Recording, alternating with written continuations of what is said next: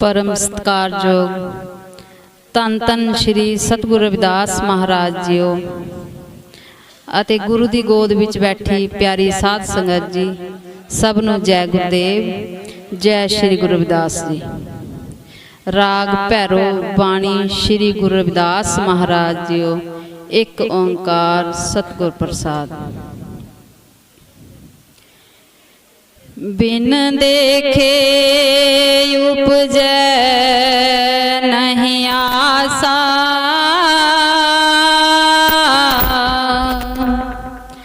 जो दिसै सो होए विनासा।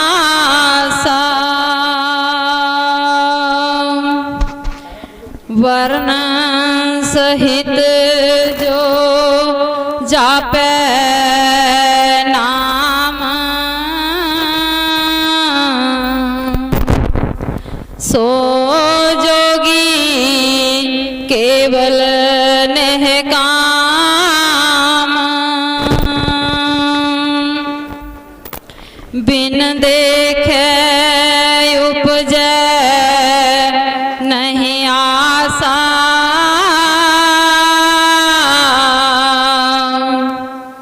जो दिसै सो होए विनासा। वर्ण सहित जो जापै नाम, सो जोगी केवल नेह काम।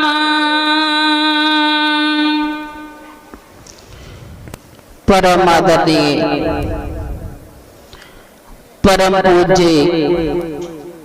श्री श्री 108 स्वामी गुरुदेव गिरी महाराज जी, महान रहबर, जगत गुरु, महामानव, महान क्रांतिकारी, समाज सुधारक सतगुरु रविदास महाराज जी की गोद में विराजमान समूह सा संगत जीओ सभी को जय गुरुदेव जय गुरु रविदास जी। सभी को देखकर हार्दिक प्रसन्नता हो रही है कि जहां डेरा स्वामी जगतगिरी आश्रम में परम पूज्य श्री श्री 108 स्वामी गुरुदेव गिरी महाराज जी की रहनुमाई में प्रत्येक रविवार को सत्संग होता है। संगत गुरु घर में आती है। इसी तरह हर संक्रांति में भी 1 बजे सत्संग होता है। गुरु दर्शनों के लिए श्रद्धालु दूर दूर से आते हैं। इसके साथ साथ प्रत्येक वीरवार को विशेषकर महिलाओं की सेवा होती है और पूरा दिन सेवा करने के बाद सत्संग के साथ जुड़कर, सिमरन के साथ जुड़कर वे अपने घरों को लौटती हैं। बहुत ही अच्छी बात है कि जब हम सेवा और सिमरन दोनों कर लेते हैं तो एक विशेष प्रकार की संतुष्टि हमें प्राप्त होती है। हजूर महाराज जी के आदेश निर्देश अनुसार हम सभी महिलाएं इस कार्य को बड़ी श्रद्धा पूर्वक निभा रहे हैं और मैं देख रही हूँ कि दूर दूर से महिलाएं इस गुरुवार गुरु सेवा के लिए गुरु घर की सारी सेवाएं जो चल रही हैं उसमें अपना सहयोग देने के लिए पहुंचे हैं। डेरा स्वामी जगतगिरी चैरिटेबल ट्रस्ट पठानकोट की ओर से हम सभी का हार्दिक स्वागत करते हैं, अभिनंदन करते हैं और परम सतगुरु जी के आगे प्रार्थना करते हैं कि हमें इसी तरह महिलाओं को शक्ति प्रदान करें ताकि हम घर की जिम्मेदारियों को निभाते हुए, परिवार का पालन पोषण करते हुए हम गुरु घर के लिए समय निकाल सकें। ये मालिक की बख्शिश होती है। बख्शिश के बिना ऐसा संभव नहीं है। गुरु प्यारी सत्संगत जी, अभी जो आपने शब्द श्रवण किया है उसमें सतगुरु रविदास महाराज जी कहते हैं, बिन देखे उपजे नहीं आसा, जो दिसे सो होए बिनासा। जीव की बात कर रहे हैं, उन जीवों की बात कर रहे हैं जो कहते हैं कि परमात्मा निराकार है, निर्गुण है, दिखाई नहीं देता, बिन देखे। और जब उसको देखा ही नहीं तो उसके प्रति हमारा प्यार कैसे उमड़ेगा। अगर हमने किसी रिश्तेदार को देखा ही नहीं, हम किसी को जानते ही नहीं, पहचानते ही नहीं, तो हम उसके प्रति प्यार कैसे कर सकते हैं। वो तो संभव ही नहीं है, सभी जानते हैं। फिर वो परमात्मा जिसको हमने नजर ही नहीं आता, वो निर्गुण है, रोम रोम में भले ही समाया हुआ है, बिन देखे उपजे नहीं आसा, उसके प्रति वैराग्य कैसे पैदा हो। ये तो संभव नहीं है। बिन देखे उपजे नहीं आसा, जो दिसे सो होए बिनासा। और जो परमात्मा अजर अमर है वह दिखाई नहीं दे रहा, और संसार में जो कुछ भी दिखाई देता है वह सारा नश्वर होने वाला है, वह तो खत्म होने वाला है एक न एक दिन। तो क्या नश्वर की पूजा की जाए? ऐसा भी नहीं है। जब हम सभी ग्रंथों में पढ़ते हैं, वाणियां सुनते हैं, तो पता चलता है कि ये संसार नश्वर होने वाला है। संसार में जितने भी पदार्थ हैं, भौतिक पदार्थ हैं, इवन हमारा शरीर भी एक ना एक दिन नश्वर होने वाला है। तो फिर करे तो करे क्या? जिस परमात्मा की पूजा करने के लिए हम संसार में आए, ये मानव जीवन हमें मिला और ये कह दिया गया कि मानव जीवन में ही हम परमात्मा की प्राप्ति कर सकते हैं, लेकिन परमात्मा तो हमें दिखाई नहीं देता। तो फिर क्या करें? जीव के मन में प्रश्न उठता है, क्योंकि जीव जन्म से लेकर मरण तक इसी दौड़ में लगा रहता है कि मैंने परमात्मा की प्राप्ति करनी है, मैंने उस परम पिता परमात्मा से मिलना है जिससे अलग होकर मैं इस धरती में आया हूँ। और जब तक हम उसके साथ मिलते नहीं हैं, तब तक हम जन्म मरण के चक्कर से छूट नहीं सकते। अब प्रश्न बहुत बड़ा है, समस्या भी बड़ी है, करे तो करे क्या? वाणी में लिखा है, भई प्राप्ति मानुख देहोरिया, गोविंद मिलन की एहो तेरी वरिया। वाणी में कहा गया है कि हे मानव, यही उम्र है, यही जीवन है जिसमें तुम परमात्मा को पा सकते हो। अब मानव जन्म भी मिल गया, लेकिन हम परमात्मा को पहचान नहीं रहे, हम जानते नहीं है, इन आंखों से हम उसको देख नहीं सकते। तो फिर हम परमात्मा के प्रति वैराग्य कैसे पैदा करें? हम कैसे उसको पा सके? मानव के लिए प्रश्न छोड़ दिया, दुविधा में है जीव, क्या करे? पर महापुरुषों ने हम पर बड़ी कृपा की, बख्शिश की।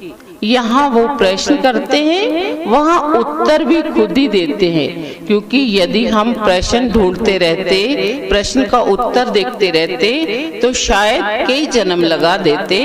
तो महापुरुषों ने उसका उत्तर भी स्वयं दिया है। महाराज जी कहते हैं कि हे जीव, भले ही जो मालिक है वो निर्गुण है, निराकार है, लेकिन रोम रोम में समाया हुआ है, सर्वशक्तिमान है, सर्वव्यापक है। हम ये नहीं कह सकते कि परमात्मा है, नहीं है। महाराज जी दृढ़ करते हैं, कहते मालिक है।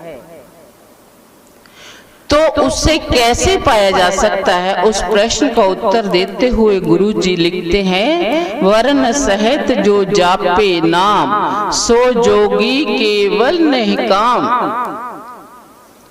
उस निर्गुण निराकार परमात्मा के साथ भी हम मिल सकते हैं। कैसे? जब हम उस मालिक के गुणों को पहचानेंगे, जब हम मालिक की सिफ्त सलाह करते हुए उसके चरणों में बंदगी करेंगे, उसका सिमरन करेंगे, वर्ण सहित जो जापे नाम, उस प्रभु के बीच में आस्था रख के कि वो परमात्मा है। पहले हमें विश्वास बनाना पड़ेगा कि परमात्मा है। जब परमात्मा है तो फिर उसके प्रति श्रद्धा भावना रखते हुए हमें उसका नाम सिमरन करना है, उसे ढूंढने की कोशिश करनी है। वर्ण सहित जो जापे नाम, सो जोगी केवल नहीं काम। और जब हम उसके नाम का सिमरन करेंगे, जब हम कामल मुर्शिद के चरणों में जाकर प्रभु के नाम की दात ले लेंगे, फिर उस अमूल्य नाम का सिमरन करेंगे, सिमरन करते करते सिमरन अभ्यास के साथ तो हमें वो परमात्मा मिल जाएगा। कैसे? हम नाम सिमरन करते करते करते करते अभ्यास करते करते ऐसी अवस्था में पहुंच जाएंगे जहां हमें कुछ भी बोलने की जरूरत नहीं रहेगी। वो जो अजप्पा नाम है, जो हमारे भीतर में हो रहा है, जो घट घट में समाया हुआ है, जिसकी ध्वनि अंदर होती जा रही है, लेकिन सुनती किसको है? उन गुरुमुखों को जो उस मालिक के नाम के साथ सच्चे मन से जुड़ जाते हैं।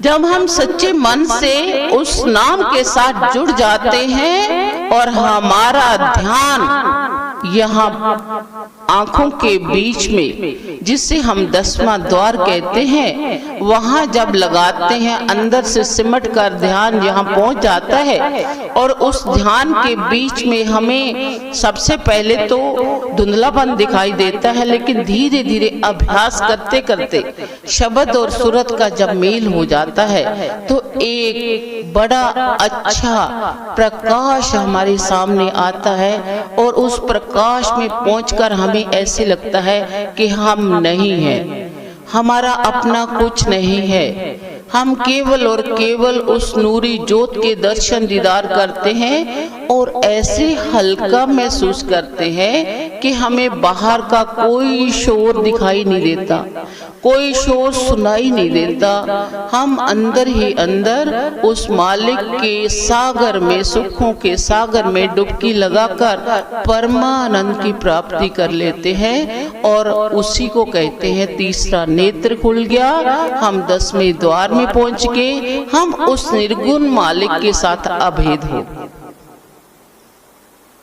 गुरु प्यारी साध संगत जी, गुरु जी कहते हैं कि हे जीव, उस अवस्था तक तुमने पहुंचना है। वो भले ही निराकार है, इन बाहरी आंखों से दिखाई नहीं दे रहा, लेकिन भीतरी आंखें जब आपकी खुल जाएंगी, जब आपका तीसरा नेत्र खुल जाएगा, तो आप उस अवस्था में पहुंच जाओगे और आपके अंदर सभी विकारों का अंधकार खत्म हो जाएगा, प्रकाश हो जाएगा। और फिर ऐसी अवस्था के लिए महाराज जी ने कहा है कि हे जीव, तो इस अवस्था में पहुंच जाएगा। सहज समाध उपाद रहित फुन, वड्डे पाग लिव लागी, कहे रविदास प्रकाश रिधे तार जन्म मरण ते पागी। हे जीव, तुम ऐसी अवस्था में पहुंच जाओगे। और ऐसी अवस्था में पहुंचने के लिए साथ में कंडीशंस भी हैं कि यदि हम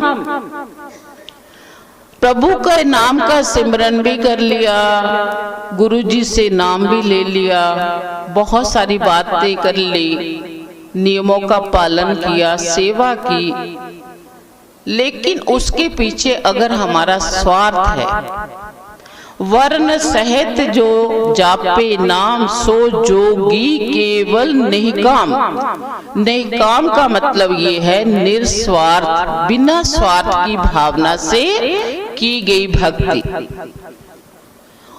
और उधर सहज समाध उपाद रहित पुन, उपाधियों से रहित, अर्थात किसी प्रकार का लालच नहीं करना, स्वार्थ नहीं करना और बदले में कुछ मांगना नहीं।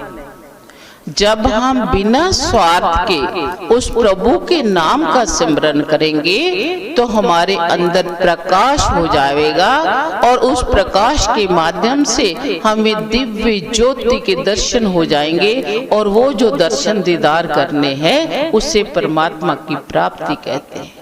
फिर बाहर वाला कोई दिखाई नहीं देता, बाहर वाला कोई सुनाई नहीं देता, फिर बाहर क्या हो रहा है, कोई क्या कह रहा है, इसकी हमें शुद्ध बुद्ध नहीं होती। ऐसी अवस्था सहज अवस्था है और गुरुजी कहते हैं कि हे जीव, तूने ऐसी अवस्था को प्राप्त करना है और कर सकते हैं।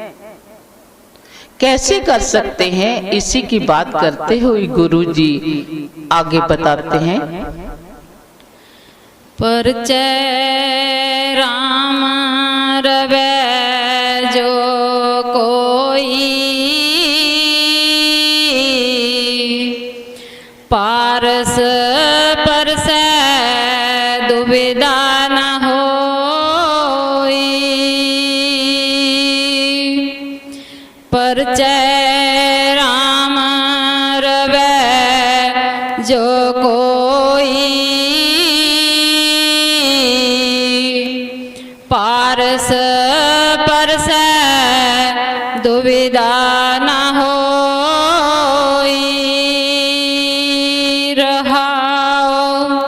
गुरुजी कहते हैं कि हे जीव, वह परमात्मा जो निर्गुण है, जो निराकार है, जो इन आंखों से दिखाई नहीं देता, तुम उसके दर्शन दीदार कर सकते हो। परचे राम रवे जो कोई, कैसे? जब जीव उस परमात्मा को जो हमारे रोम रोम में समाया हुआ है, जो हमारे घट घट में समाया हुआ है, ब्रह्मांड के प्रत्येक जीव जंतु में जिसका वास है, जिसके कारण हम बोल रहे हैं, जिसकी महिमा के कारण हम दुनिया संसार के सारे रंग देख रहे हैं, ये परमात्मा की शक्ति है। हमें इसको पहचानना होगा।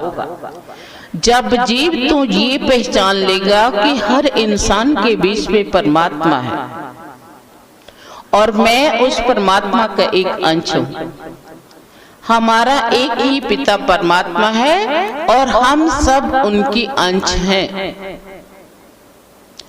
जब हम उनकी अंश हैं तो हम कह सकते हैं कि मैं शक्तिशाली हूँ, मैं पावरफुल हूँ, मेरे पिता परमात्मा है। जब पिता परमात्मा है तो मैं किसी से कम नहीं हूँ। फिर हमारी मन की दुविधा क्यों रहती है? दुविधा रहती है। हम सोच लेते हैं पता नहीं जाएंगे फल मिले कि ना मिले, वहां जाएंगे दर्शन होंगे कि नहीं होंगे। क्यों ऐसा सोचते हो? पारस पर से दुविधा न होए। जब उस मालिक के चरणों से जुड़ गए तो हमारे मन में एक पक्का विश्वास हो जाना चाहिए कि हम जो चाहेंगे वो हो सकता है। जो मन दुविधा में रहता है, कहते हैं कि दोनों बेड़ियों में पैर रखने वाला कभी भी समुद्र को पार नहीं कर सकता। जब हमारा मन कह रहा है चलो सत्संग चले जाते हैं, फिर सोचते हैं नहीं, जितना घंटा उधर गुजारना मैं कोई और काम कर लूंगी या और कहीं चले जाऊंगी। फिर सोचते हैं क्या फायदा वहां जाने का। वो दुविधाएं हमारे मन को स्थिर नहीं करती। हम विकारों में पड़कर अपने मन को जब स्थिर नहीं कर पाते तो हमें परमात्मा की प्राप्ति कैसे होगी। गुरु जी कहते हैं कि हे जीव, पारस पर से तुम उस पारस के साथ स्पर्श कर चुके हो या कर रहे हो। जो कामल मुर्शद जिसने अमूल्य नाम की दात दी है वह पारस है। हमें उसमें श्रद्धा बनानी पड़ेगी, विश्वास बनाना पड़ेगा। और जब हम उस पारस की संगति में जाएंगे, उस पारस के साथ स्पर्श करेंगे तो हम पवित्र हो जाएंगे, हम सोना बन जाएंगे और हमारे अंदर जो उस परमात्मा का वास है वो हमें अनुभव होना शुरू हो जाएगा। हमें खुद सोचना है। जब हमारे मन में नकारात्मक सोच आ जाती है कि मैं कुछ नहीं कर सकता, क्या करें, घर में परेशानियां ही हैं, ये हो गया वो हो गया, तो क्या होता है, हमारी एनर्जी कम होती जाती है। नेगेटिव विचार आने के कारण हमारी जो एनर्जी थी, जो वो हम मालिक की संतान थे, उसमें दुविधा क्यों हो गई। तो हम सोच सोच के नकारात्मक हमारी वाइब्रेशन, हमारी शक्ति को कम कर देती है। और वो शक्ति हमारी ही कम नहीं होती, हमारे परिवार की भी हो जाती है, क्योंकि हम परिवार के बीच में रहकर ऐसी नकारात्मक सोच लेकर खाना बनाते हैं। जब हम परेशानी में, टेंशन में, दुविधा में खाना बनाएंगे तो वो खाना किसको खिलाएंगे, परिवार को। और वो जो हमारी नेगेटिविटी है, नकारात्मक सोच है, जो हमारी घटिया सोच बन जाती है, विकारों की सोच बन जाती है, उस सोच की वाइब्रेशन, उसकी शक्ति किसमें चली गई, खाने में। और इसीलिए कहा जाता है जैसा अन्न वैसा मन। अन्न को मन के साथ क्यों जोड़ते हैं, क्योंकि जो मन में सोच थी उसको लेकर हमने खाना बनाया और फिर क्या किया, वही नेगेटिव सोच लेकर पानी भी दिया। तो वो पानी में भी हमारी जो वाइब्रेशंस हैं, हमारी जो नकारात्मक सोच है वो चली गई। तो वो पानी खुद भी पिया, परिवार वालों को भी दिया। तो क्या हुआ, जैसा पानी वैसी वाणी, जैसी वाणी वैसा पानी। तो ये मन की दुविधाओं को खत्म करके यदि हम सुबह उठते ही ये कहें कि मैं शक्तिशाली हूँ, मैं उस मालिक की संतान हूँ जो सबको पालने वाला है, मैं उस गुरु का गुरुमुख हूँ जो सबकी लिए अच्छा सोचता है, तो हमारे मन में जो ऊर्जा है वो बहुत ज्यादा बढ़ जाएगी। अगर मैं कहूं कि मैं स्वस्थ हूं, कोई बात नहीं, थोड़ी सी बीमारी आ भी गई तो क्या फर्क पड़ता है, तो वो जो ताकत, वो जो शक्ति है वो हमें पारस के साथ मिला देगी। गुरु जी कहते हैं कि हे जीव, मन में किसी भी दुविधा को नहीं रखना, किसी विकार को नहीं रखना। जब हम ऐसे विकारों का, नकारात्मक सोच को निकाल देंगे तो हम उस मालिक के साथ अभेद हो जाएंगे। जिस मालिक को हम निर्गुण निराकार कह रहे हैं, हम उस मालिक की संतान बनकर मालिक की तरह ऊर्जावान हो जाएंगे। फिर गुरु जी आगे फरमाते हैं, सो मुन मन की दुविधा खाए, बिन द्वारे त्रैलोक समाए,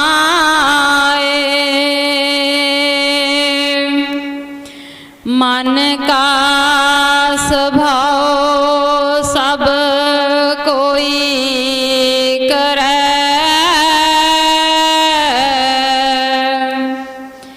करता होए सो अनभर है, सो दुविधा खाए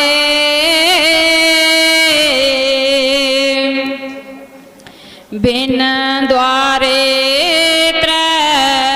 लोक समाए।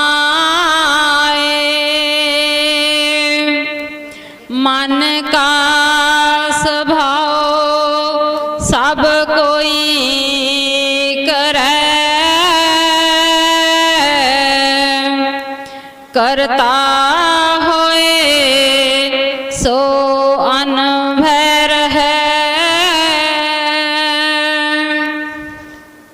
गुरुजी अब फिर से मन की ही बात करते हैं। गुरुजी कहते हैं, सो मुनि मन की दुविधा खाए। जो मन की दुविधाओं को खत्म कर लेता है, दुविधाओं से भाव है विकारों में फंसे रहना, नकारात्मक सोच में फंसे रहना। गुरु जी कहते हैं कि जो जीव अपनी मन की दुविधाओं को खा लेता है, समाप्त कर लेता है, वह मुनि बन जाता है, महान बन जाता है। लेकिन मन को मारना बहुत मुश्किल है। मन जीते जग जीत। जो मन को जीत जाता है वो समझो पूरे संसार को जीत गया। मन ऐसी स्थिति है जो पल में इधर, पल में कहीं दूसरी तरफ। ये मन ही है जो हमें गलत रास्ते पर चलाता है। अभी अगर हम सोच लें कि मेरा मन बड़ा उदास है, कारण कोई नहीं, पता नहीं है, तो हम उदास हो जाते हैं। उसी समय हमारा मूड उखड़ा उखड़ा रहेगा। और यदि हम उसी पल ये सोच ले मैं तो बहुत खुश हूं, सारा कुछ परमात्मा ने दिया हुआ है, अगर कोई चीज नहीं भी दी तो क्या फर्क पड़ता है, सोची है ना हमारी। उसी समय अगर हम सही सोच लेते हैं तो हम एकदम खुश। कुछ नहीं दिया, कुछ नहीं लिया, कुछ नहीं खर्चा। किसी ने पूछा, बहन क्या हाल है, कैसे हो, क्या करना, गोडे ही नहीं चलते, सवेरे हो नून उठान दी उठी नहीं। मतलब कई तरह की परेशानियां हम गिना देंगे। और उससे क्या होता है कि पहले से भी हम डाउन चले जाते हैं, सोच के परेशान हो के। हमारी जो शक्ति थी वो भी क्षीण हो गई, खत्म हो गई।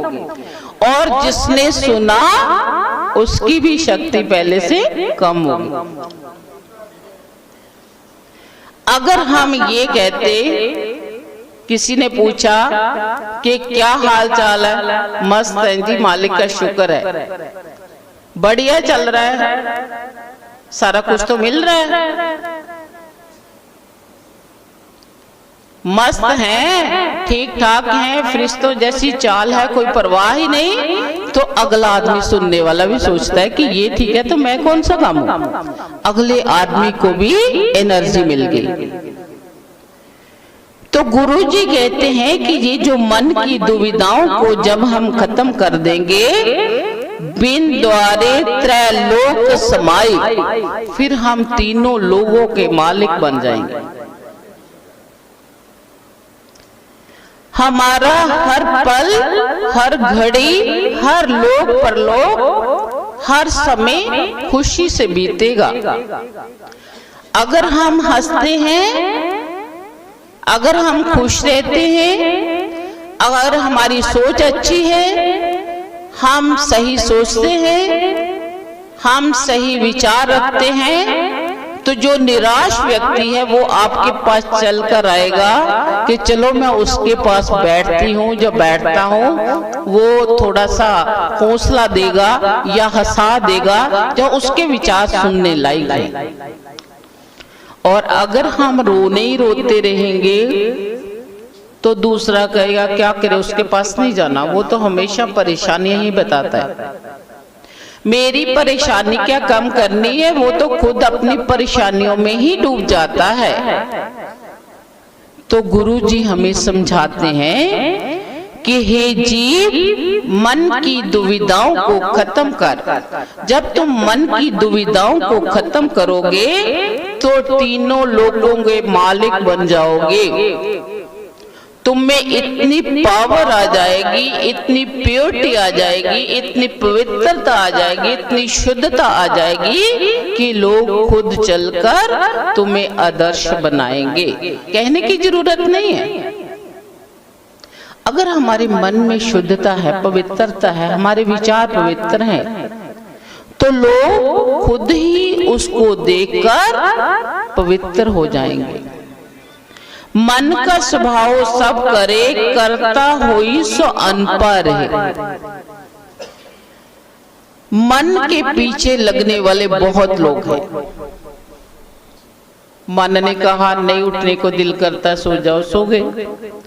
मन ने कहा खाना खाओ, खा लिया। मन ने कहा आज घर रोटी नहीं बनानी, बाहर से खाओ, खा ली, बिना नफा नुकसान सोचे। मन के पीछे लगने वाले बहुत लोग हैं, यहाँ तक कि बहुत बड़े बड़े साधु सन्यासी, बड़े बड़े महान लोग जब उनका मन डोल जाता है, विकारों में फंस जाते हैं। उनकी सारी तपस्या, उनकी जो सारे गुण है वो मिट्टी में मिल जाते हैं। अखबारों में सुनते हो, खबरों में सुनते हो, इतिहास को देखते हो, पढ़ते हो, सुनते हो, ऐसे ऐसे महान तपस्वी जिन्होंने सारी उम्र तो तपस्या की, साधना की, लेकिन पता नहीं किस समय उनका मन बेकाबू हो गया और वो गलत रास्ते पर चल पड़े, और गलत रास्ते पर चलने से उसकी सारी तपस्या खत्म हो गई, बदनामी हो गई, नाम की बजाय बदनाम हो गए।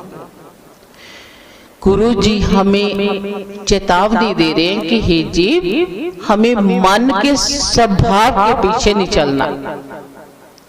मन एक हमें नौकर मिला है और उसका सहारा लेकर हमें दिमाग से काम लेना है, और दिमाग से काम लेकर उस मालिक के नाम का सिमरन करना है। विषय विकारों में नहीं पड़ना है, नकारात्मक विचार नहीं लेकर आने हैं, तो तू उस मालिक के दर्शन दीदार कर सकता है।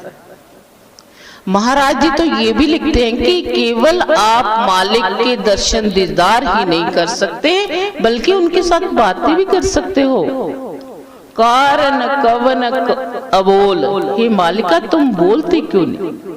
इसका मतलब क्या है कि गुरु जी ये दृढ़ करते हैं, ये संकल्प देते हैं कि वे मालिक हमसे बातें भी कर सकता है, हम अपनी बात उनको सुना सकते हैं। ये वाइब्रेशंस हैं। जब किसी का कोई फोन आता है या घर में आ जाता है कोई, तो हम कहते हैं मैं तो आज ही आपको याद कर रही थी। मन में उसकी याद आई और उसका फोन आ गया या वो हमारे पास आ गया, तो उसका मतलब क्या है? हमारी भावना, हमारे मन के भाव वहां तक पहुंच जाते हैं। इसीलिए जब हम उस मालिक को याद करते हैं, मालिक की शोभा गाते हैं, उसके गुणों का बखान करते हैं, उसको पुकारते हैं, तो क्या वो हमारे पास नहीं आएगा? आएगा, हमारी बात जरूर सुनेगा, क्योंकि हम उसकी संतान हैं। अगर हमारा बच्चा आवाज लगाता है, हमारा बच्चा कुछ मांगता है, तो हम दौड़े चले आते हैं उस बच्चे के पीछे, तो वो हमारा पिता है। ये कभी नहीं भूलना।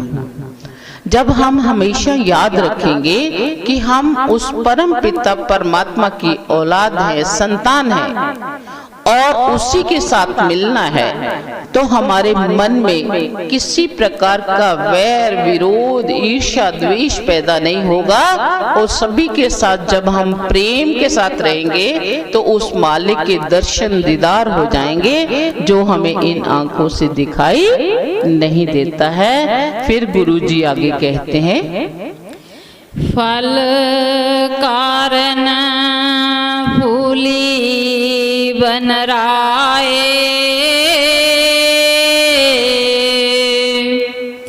फल लागा तब फूल बिलाए।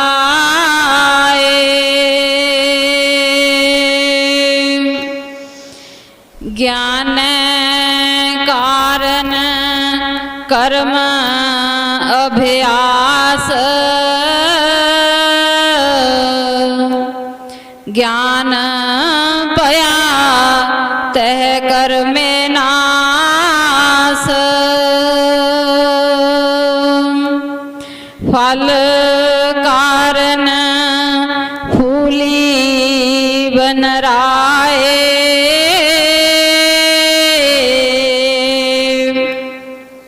फल लगा तब फूल बिलाए। ज्ञान कारण कर्म अभ्यास,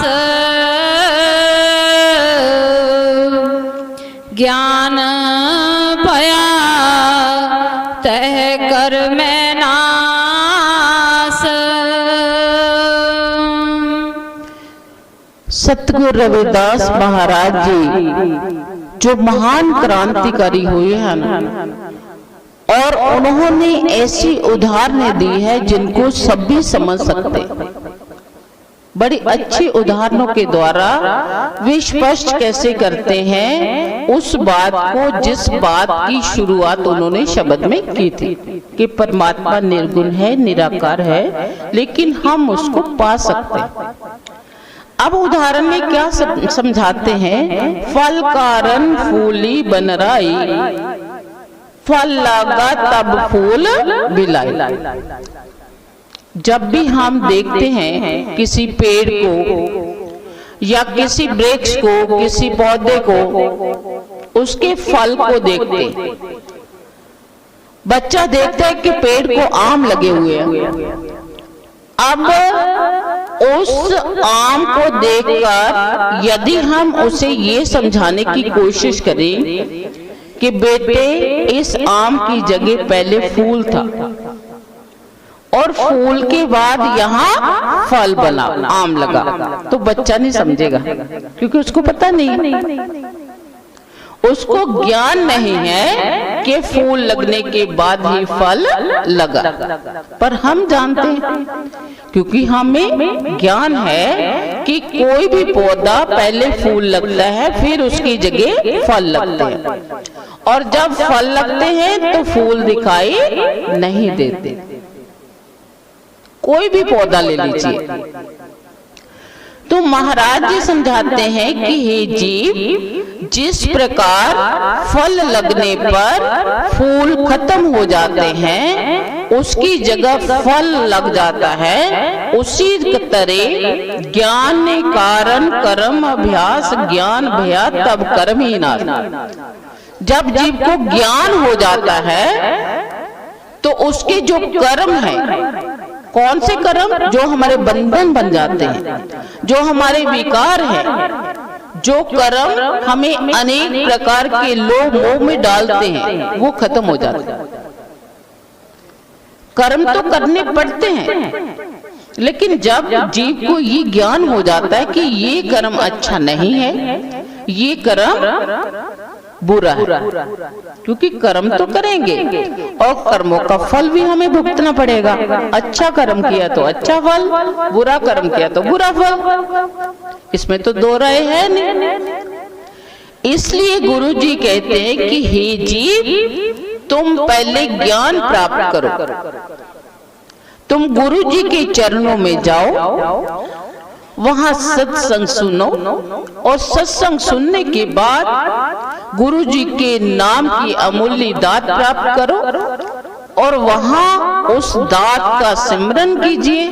और जब हम सिमरन करते जाएंगे तो हमें विकारों से छुटकारा मिल जाएगा, क्योंकि हमें ज्ञान हो जाएगा कि बुरा क्या है, सही क्या है। जब हमें ज्ञान हो जाता है तो हमारे कर्म अकर्म बन जाते हैं। हमने काम किया और उसके फल का हमें पता था, अच्छा फल किया, अच्छा फल मिला, हमें ज्ञान हो गया और हमारे जो बंधन थे, जो कर्म बंधन हमें बंधनों में जकड़े रखते थे, जैसे मोह, माया, काम, क्रोध, लोभ, मोह, अहंकार, वो फिर खत्म हो जाता है। जब हमें पता हो लग जाता है कि हमारा बच्चा बाहर जाएगा, अच्छी स्टडी करेगा, वो अच्छी स्टडी करने के बाद अच्छी नौकरी मिल जाएगी, अच्छी जगह पर सेटल हो जाएगा, तो क्या होता है, हम उस बच्चे के प्रति मोह कम कर देते हैं। बेटे कहीं भी रहो, ठीक ठाक रहो।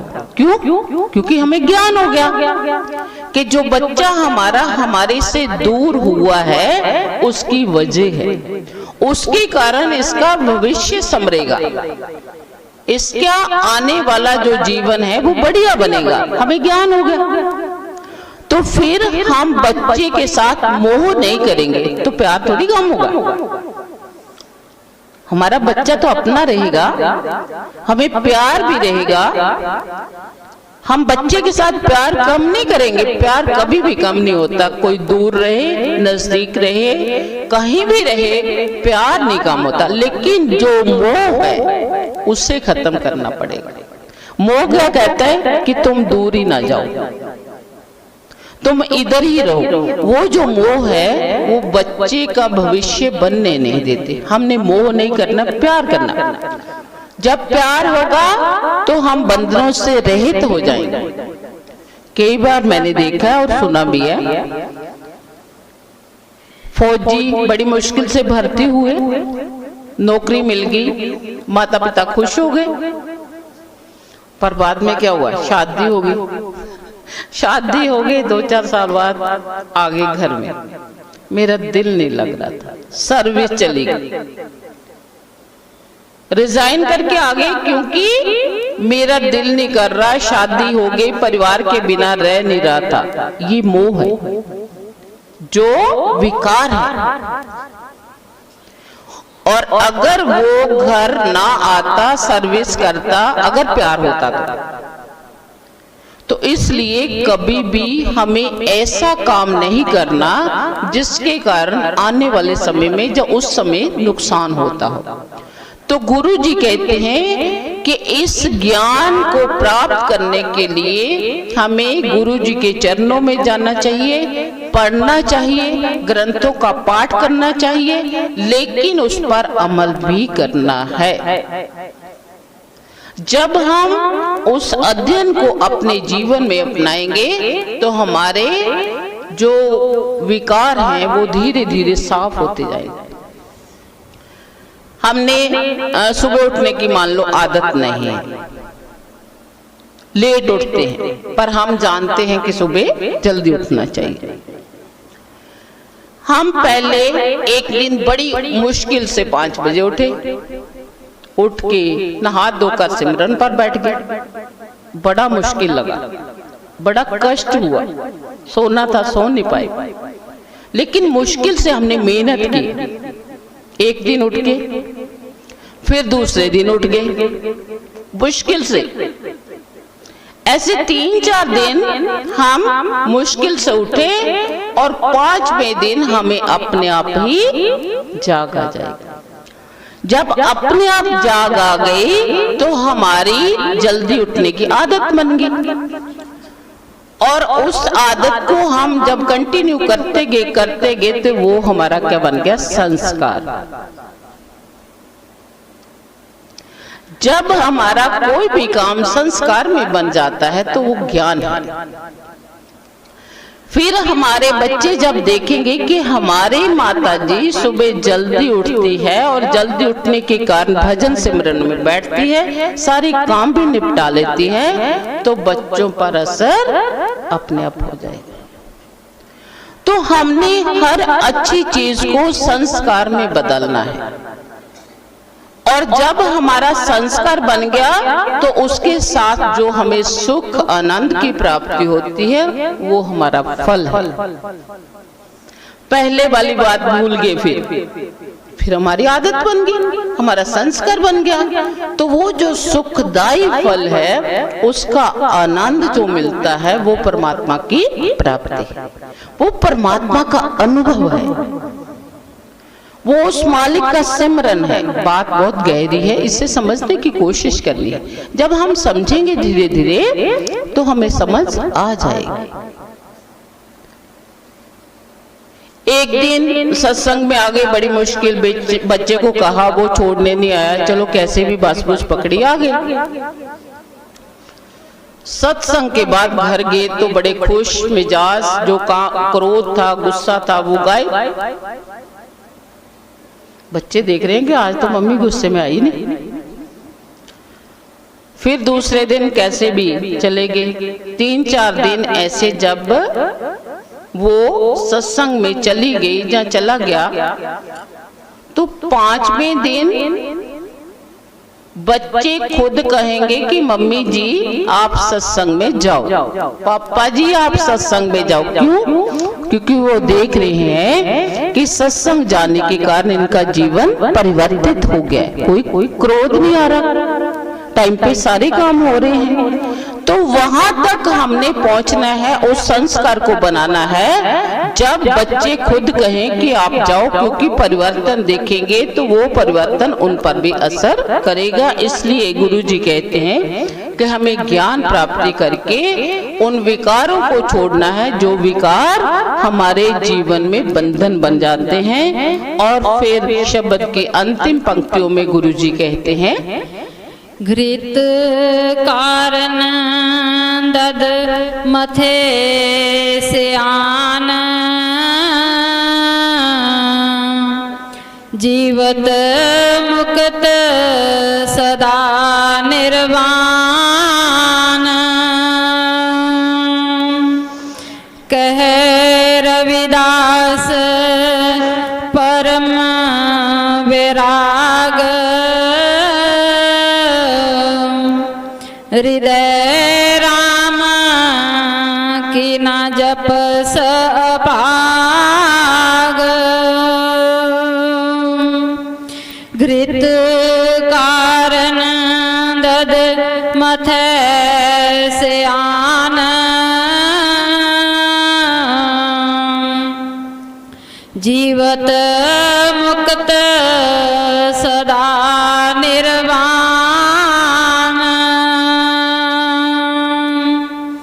कह रविदास परम वैराग, हृदय राम की ना जप सपाग।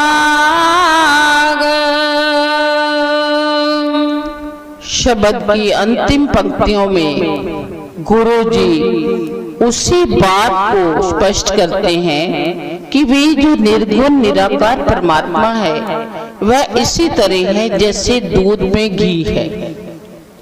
घृत कारण दधि मथे स्यान,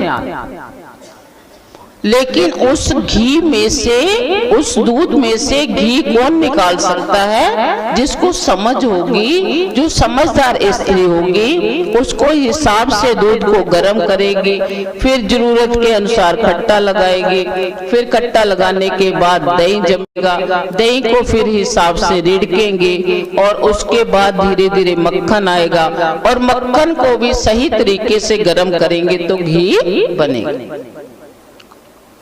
जरा सा आगे पीछे हो गया या आग तेज होगी तो घी भी नहीं बन पाएगा। अगर खट्टा कम ज्यादा लग गया तो दूध जमेगा नहीं। तो ये किसी समझदार औरत का ही काम है। लेकिन जब दूध से घी बन गया तो वह घी कभी भी खराब नहीं होता।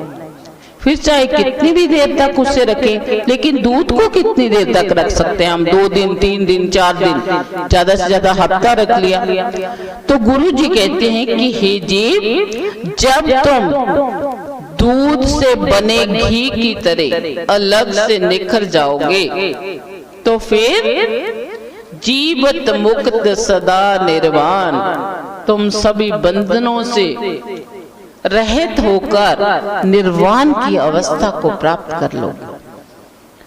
फिर तुझे किसी का गम नहीं सताएगा, किसी प्रकार से दुखी नहीं होंगे आप। ऐसी मुक्त अवस्था में पहुंच जाएंगे जिसे मोक्ष कहा जाता है, जिसमें पहुंच के आप उस मालिक के साथ अभेद हो जाओगे। फिर मालिक आपका हो जाएगा, आप मालिक के हो जाएंगे और मालिक के ही सभी गुणों का धारण आप कर लोगे। तुम चंदन हम ऋण बाप रे, संग तुम्हारे वासा, नीच रूपते ऊंच पे हैं, गंध सुगंध निवासा। फिर हम मालिक की तरह कीमती हो जाएंगे, अमूल्य हो जाएंगे, हमारी खुशबू भी चारों ओर फैल जाएगी। हम चंदन की तरह खुशबूदार बनके पूरे समाज को खुशबूदार बना सकते हैं। कहे रविदास परम बैराग, हृदय राम की न जब से अभाग। फिर उस मालिक के साथ हमारा मिलन हो जाएगा, उसके प्रति वैराग्य भी पैदा हो जाएगा जो दिखाई नहीं देता था। लेकिन सतगुरु रविदास महाराज जी कहते हैं कि हे जीव, कुछ जीव ऐसे हैं जो जानकर भी अनजान बने रहते हैं। ये हमारा भाग्य नहीं है, हम भाग्यहीन बन जाते हैं। मानव जन्म लेकर भी हम उस मालिक को पहचान नहीं रहे। आओ गुरु प्यारी सा संगत जी, उस निर्गुण निराकार को पाने की कोशिश करें। और ये कोई मुश्किल काम नहीं है। जब हम संत महापुरुषों के बताए हुए मार्ग पर चलकर उस मालिक के नाम के साथ जुड़ जाएंगे तो हम भी भीतर से उस मालिक के दर्शन कर सकते हैं, जो भले ही दिखाई नहीं देता लेकिन उसको अनुभव किया जा सकता है। उस मालिक के दर्शन दीदार करने के लिए हम सभी ने प्रयास करने हैं। और जब हम रास्ते पर चल पड़े तो मंजिल हमारे कदम जरूर छूती है। इन्हीं विचारों के साथ अपने आप को सकारात्मक रखते हुए, अपने बीच में पॉजिटिविटी रखते हुए, हमें उस परमात्मा की शक्ति को पहचानते हुए खुद की शक्ति को पहचानना है कि हम भी शक्तिशाली हैं, हम भी पवित्र हैं, हम उस पवित्र मालिक के संतान है। हमें सबके साथ प्यार से रहना है, हमें स्वस्थ रहना है और कभी भी परेशान नहीं कहना, बल्कि कहना है कि मस्त है, सुखद है, हर तरह से खुश हैं। सभी को जय गुरुदेव, जय गुरु रविदास। श्री गुरु रविदास जी। आओ आरती नाल जुड़िए। नाम तेरो आरती मजन मुरारे, हर के नाम बिन झूठे सगल पसारे।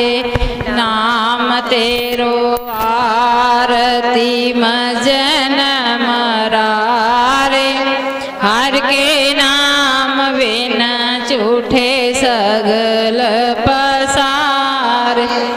नाम तेरो आसनो, नाम तेरो योरसा, नाम तेरो आसनो, नाम तेरो योरसा।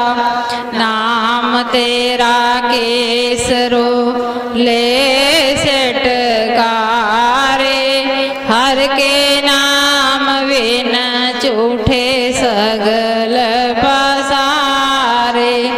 नाम तेरा अम्बला, नाम तेरो चंदनो, नाम तेरा अम्बला, नाम तेरो चंदनो। घस जप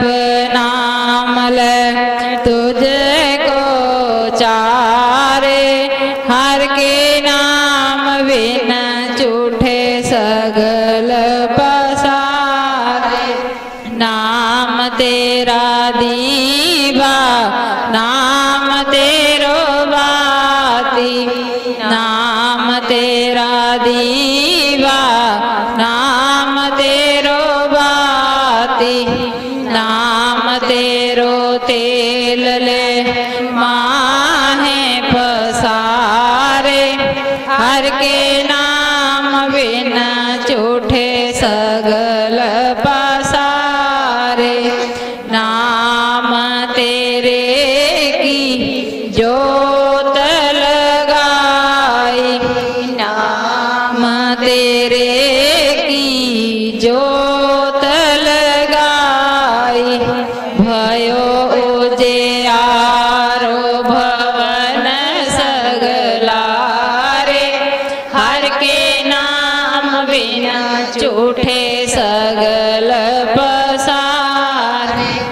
नाम तेरो तागा, नाम फूल माला, नाम तेरो तागा, नाम फूल माला, 12 18 सगल जोठारे, हर के नाम बिना झूठे सगल पसारे। तेरो किया तुझे क्या यार को, तेरो किया तुझे क्या यार को, नाम तेरा तू ही चवर डोलारे, हर के नाम बिना झूठे सगल पसारे। 10 8 60 चारे खानी, 10 8 60 चारे खानी, एह बर्तन है सगल संसारे, हर के नाम बिना झूठे सगल पसारे। कह रविदास नाम तेरो आरती, कह रविदास नाम तेरो आरती, 7 नाम है हर भोग तुहारे, हर के नाम बिना झूठे सगल पसारे। नाम तेरो आरती मजन मरारे, हर के नाम बिना झूठे सगल पसारे, हर के नाम बिना झूठे सगल पसारे। श्लोक हर सो हीरा छाड़ के करे आन की आस, ते नर दोजक जाएंगे 7 पाखे रविदास। ऐसा चाहूं राज में जहाँ मिले सबन को अन्न, छोट बड़ो सब से रविदास रहे प्रसन्न, छोट बड़ो सब समव से रविदास रहे प्रसन्न। जो बोले सो निर्भय, सतगुरु रविदास महाराज की जय। स्वामी जगत गिर महाराज की जय। स्वामी गुरदीप गिर महाराज की जय। सब साध संतन की जय। जय गुरुदेव, जय श्री गुरु रविदास।